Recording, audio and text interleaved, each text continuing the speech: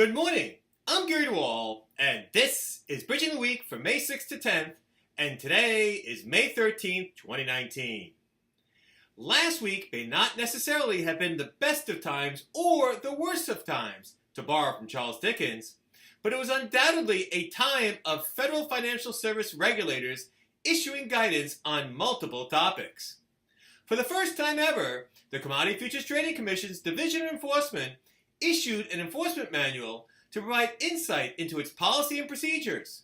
Separately, the Financial Crimes Enforcement Network of the U.S. Department of Treasury released comprehensive guidance articulating when persons involved in virtual currency businesses may be acting as money transmitters and may require licensing as money service businesses. Finally, the Financial Industry Regulatory Authority enumerated almost 100 different red flags potentially requiring filing of suspicious activity reports with FinCEN.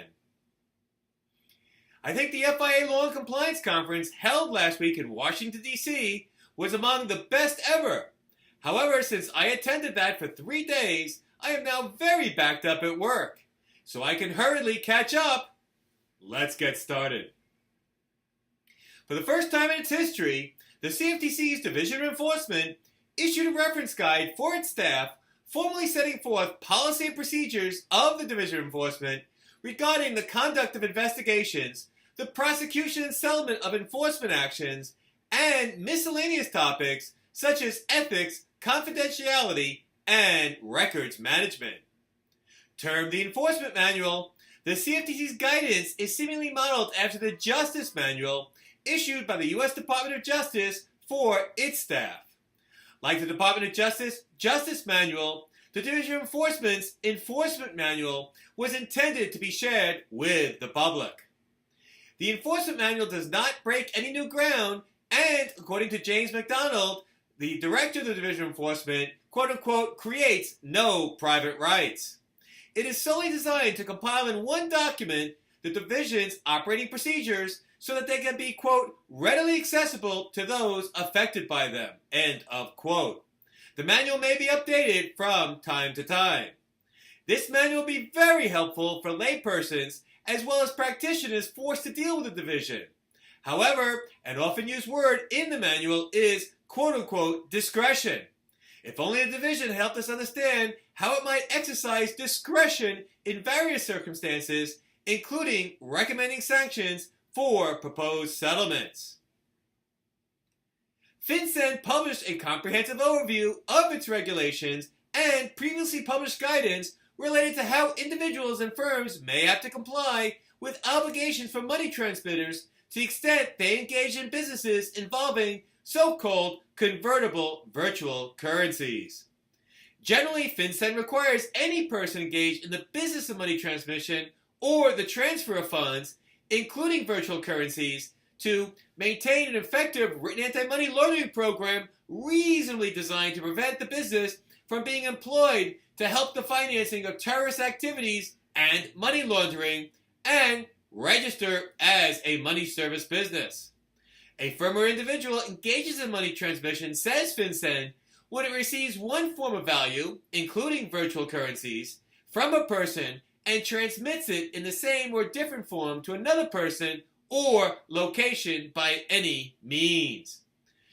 FinCEN defines convertible virtual currency as any medium of exchange that functions like a currency but does not have all the attributes of fiat currency, including constituting legal tender. FinCEN noted that while virtual currency may include instruments referred to as digital currency, cryptocurrencies, and digital assets, the naming of an instrument, quote, is not dispositive of its regulatory treatment, end of quote. Likewise, said FinCEN, it is the business model of a person engaging in activities regarding virtual currencies that dictates obligations of money transmitters, not the, quote, label used by industry to designate a general type of product or service, end of quote. FinCEN's guidance provides numerous examples of when a virtual currency business constitutes money transmitting and when it does not, concentrating mostly on the activities of 3 types of businesses: wallet providers, money transmission services utilizing electronic kiosks and decentralized applications, and trading platforms and decentralized exchanges. The guidance also discusses money transmission engaged in connection with project fundraising, such as initial coin offerings. For all businesses, the key determining factor appears to be whether the business is touching virtual currency as part of a transmission or is simply helping persons effectuate a transmission themselves.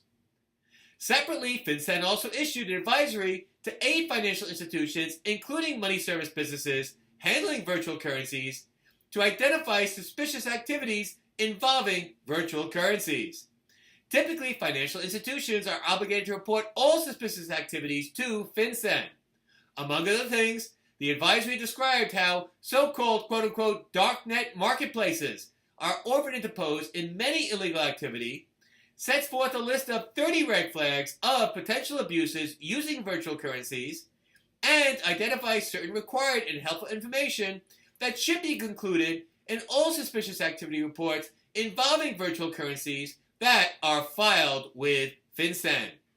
By the way, darknet marketplaces reference anonymized locations on the internet that are not indexed by traditional search engines and typically require special software to access. And finally, FINRA issued a regulatory notice reminding members of their obligations to maintain a written policy reasonably designed to detect and report qualifying suspicious activities to FinCEN. Generally, member broker-dealers must report all suspicious activities, including attempted misconduct, that aggregates funds or other assets in excess of $5,000 that the broker-dealer knows or has a reasonable basis to believe are transactions involving funds obtained from illegal activity or to hide funds or assets obtained from illegal conduct as part of a plan to evade federal law or regulation or to avoid a required transaction reporting requirement, designed to avoid anti-money laundering requirements that have no business or apparent lawful purpose, or that use the broker-dealer to facilitate criminal conduct. FinCEN's guidance lists 97 potential red flags that it advises broker-dealers to consider when evaluating the need to file a suspicious activity report. That's a lot more than the types of uses of CATCHA. Start counting to pick your favorite red flag. Well, that's it for this week's edition of Bridging the Week.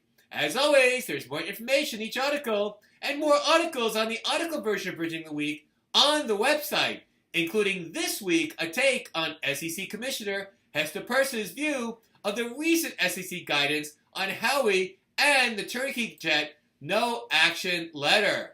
Jackson Pollock, anyone? Check it out. I'm Gary DeWall. Have a great week, and until the next edition of Bridging the Week, ciao.